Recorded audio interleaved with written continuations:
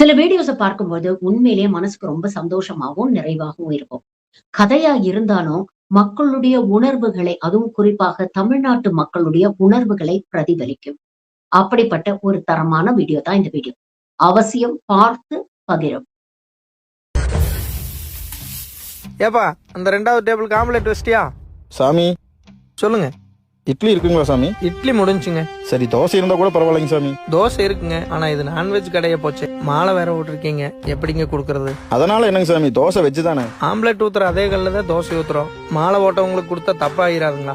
அண்ணே, உனக்கு தான் கடவுள் நம்பிக்கை இல்ல, கொடுத்து விடு, நம்மளுக்கு தான் லாபம். இல்லடா, கடவுள் நம்பிக்கை நமக்கு இல்ல, அவங்களுக்கு இருக்குல்ல. அந்த நம்பிக்கைக்கு மரியாதை கொடுக்கணும்ல. இப்ப நான் கொடுத்துட்டு கடைசியில் நமக்கு தான் உறுத்திக்கிட்டே இருக்கேன். என்ன கரெக்ட் தானே? இல்ல சாமி, குழந்தை இருக்கு, குழந்தைக்கு உடம்பு முடியல, டேப்லெட் போடணும். பரவாயில்ல கொடுங்க சாமி. பக்கத்துலயும் வேற எந்த ஹோட்டலும் இல்லைங்க சாமி. அப்படிங்களா? மயில்சாமி என்ன, உங்க வீட்டுக்கிட்ட கன்னி பூஜை நடக்குதுல்ல, அவங்களுக்கு குழந்தைக்கு மட்டும் சாப்பாடு வாங்கி கொடுத்துருந்தேன். மாத்திரை வாங்கணுங்களாமா? கொடுத்துடலாம் தம்பி. சாமி, அங்க போய் சாப்பிட்டுக்கிறீங்களா சாமி? எத்தனை சாமி வந்ததையா இது எந்தெந்த சாமி?